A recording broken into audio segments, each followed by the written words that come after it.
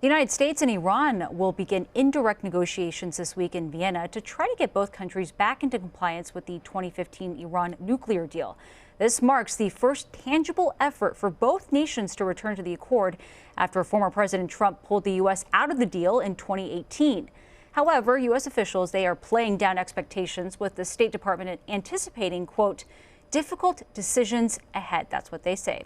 Contributor at Axios and author of Axios from Tel Aviv, Barak Ravid, joining us now to discuss. Barak, thank you very much for being with us. Hi, Nancy. What do you expect we will see this week as these negotiations begin? I think that first there's one small but important question, and this is which American representative will be sent to Vienna, not to be part of the talks between Iran and the other world powers, because the Iranians still don't agree to sit with the Americans in the same room, but who will be the American that will sit in the side room, let's say in the lobby of the hotel where the talks will take place, and afterwards will meet with the Europeans to hear what happened.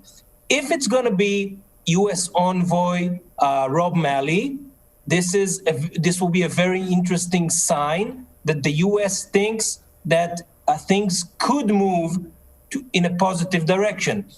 If it will be somebody in a lower level, an expert, working level official, then we will know that the U.S. is taking a more, let's say, cautious or careful approach about the prospects of this week's talks. In any case, the talks tomorrow will be twofold. First, a meeting of what is called the Joint Commission of the Nuclear Deal. Those are all the representatives of all the countries that are still in the deal, meaning everybody other than the U.S. They will discuss how to move forward in the talks. But the second part is even more interesting. Those will be several working groups on expert levels, lower levels, that will discuss two issues. One issue is what kind of sanctions the U.S. agrees to remove from Iran. And the second issue is what kind of measures Iran is willing to take, or what it needs to take in order to go back to full compliance of the 2015 deal. After those two lists of measures from each side are prepared, then there's a third issue, and this is the sequence. Who's going to move first, and how the choreography of removing sanctions, going back to compliance, how this is going to work. So those are all very, very complicated issues. Absolutely. And Barak, you talked about this, but as you had mentioned, these meetings, they'll be indirect with intermediaries. What does that entail, and why not have these direct discussions? Well, first, because the Iranians don't agree. That's, if it was a U.S. decision, the Americans would be happy to sit in the same room. The Iranians, they're, almost pleading for it for weeks now. But the Iranians say, until you don't remove all sanctions and go back to the nuclear deal, we're not going to sit with you in the same room. There's a lot of distrust from the Iranian side. And so what's going to happen is that the Americans will sit in a room, the Iranians will sit in another room, and the Europeans, the Russians, and the Chinese will shuttle between the rooms. There's a diplomatic term, they call it proximity talks. Usually, those kind of talks don't always end with both sides getting closer together. So we'll have to see if those proximity talks do manage to get the parties closer.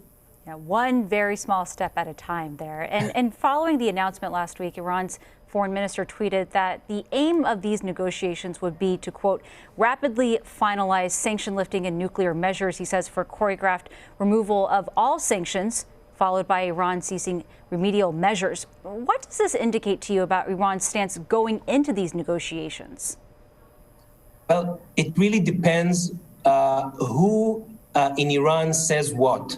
Meaning, I think that the Iranian leadership these days is divided, meaning that Foreign Minister Zarif and President Rouhani, that those two will end their term in a few weeks, after the Iranian presidential elections in June, and the nuclear deal is part of their legacy. They want to manage to go back to the deal before they leave office. So in a way, Rouhani and Zarif are the ones pushing for some sort of a deal with the US. Others inside Iran are more careful. They don't want to rush anywhere, and we still have to see which side inside Iran gets his way. So I think that if things will go in a positive direction this week, so at least from what I hear from US officials, from European diplomats, even from the Iranians, if it goes in a positive direction, all sides think that within 6 to 8 weeks, it is possible to basically move back to the 2015 nuclear deal, with both sides taking first measures and gradually going back to the deal. And when people say 6 to 8 weeks, it takes us to the June elections in Iran. Even though neither side says that the Iranian elections are a deadline, it's clear to everybody that it is best, or that it will be much easier to get a deal before the election than after. 6 to 8 weeks, really not that much time. Barak Ravid, thank you very much for joining us. Thank you.